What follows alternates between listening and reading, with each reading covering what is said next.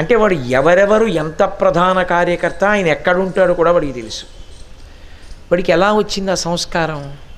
ఏమి మిగిలిన వాళ్ళ పిల్లలు ఎవరు వచ్చి అలా ఎందుకు చేయలే?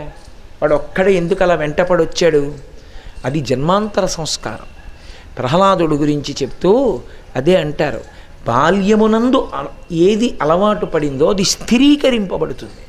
బాల్యమునందు అలవాటు పడనిది గత జన్మలకు విత్తనం తప్ప ఇప్పుడు చెట్టు అయ్యే అవకాశం ఉండదు. మనుష్యుడు బుద్ధి చేత, శాస్త్రము చేత, గురువు మీద ఉన్న విశ్వాసం చేత ఏ వాసన తెచ్చుకున్నాడో ఆ వాసనని ఇప్పుడు గెలుస్తాడు.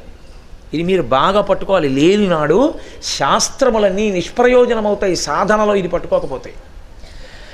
మీకు శాస్త్రం తెలియంది ఏముంటుందండి? సత్యం వద, ధర్మం చర. ఇది తెలియనివాడు ఎవరు? ధార్మికంగా ఉండు తెలియనివాడు ఉన్నాడా? ఉండడు. కానీ ధార్మికంగా ఎందుకు ఉండాలో మనసులో ఊంచుకునేటట్టు గురువు చెప్తాడు. ఇప్పుడు ఆ వాక్యం నిలబడింది లోపల. ఇప్పుడు అతను ఏం చేశాడంటే, పూర్వాశ్రమమునందు అతనికి కొన్ని చెడు అలవాట్లు ఉండేవి. అందుకే ఇద్దరు దేనికి ఉండాలంటే కల్మషాన్ని తొలగించడానికే ఉంటారు.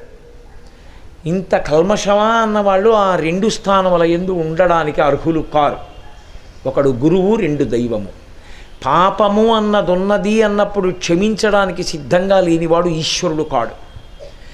అవతల వారి ప్రవర్తన చెడ్డదై వచ్చి తనని ఆశ్రయిస్తే దిద్దడానికి సిద్ధంగా లేని గురువు కాడు. మీరు ఆలోచించండి. సమాజంలో చెడు లేనప్పుడు వచ్చి ఆయన పాదములు పట్టుకుని మీ వలన నేను మారదామనుకుంటున్నాను అన్నప్పుడు అంగీకరించలేనివాడు గురువుగా ఎలా పనికొస్తాడు? అనారోగ్యంగా ఉన్నవాడి కోసమే డాక్టర్ గారు ఉన్నారు. ఆరోగ్యంగా ఉన్నవాడు ఎవరో డాక్టర్ గారి దగ్గరికి వెళ్ళావు.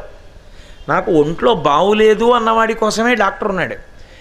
నాకు ధర్మము నుండి వైక్లభ్యమును పొంది ఉన్నాను, నీ మాటల చేత ప్రభావితుడనయ్యాను, ఇప్పుడు ధర్మమునందు నిలబడదాం అనుకుంటున్నాను, నన్ను నువ్వు ఊంచి పట్టుకుంటావా అన్నప్పుడు నేనున్నాను, గతాన్ని మరిచిపో, దాని గురించి బెంగపెట్టుకోవద్దు అని తనతో తీసుకెళ్ళగలిగినటువంటి సుడిగాలి ఎవరో వాడు గురువు. అలా తీసుకెళ్ళలేకపోయాడు అనుకోండి, ఆయన మాటల ప్రభావం ఏమీ నడవడి మీద లేదు. ఆయన మాటల వలన ఏమీ మార్పు లేదు. ఆయన మాటల వలన మీరు కొత్తగా నేర్చుకునేది ఏమీ లేదు అక్కడ.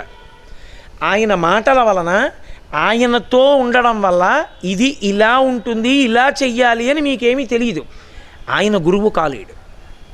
నేను క్షమింపబడేదాను కాక నేను ఉన్న మాట చెప్తున్నాను.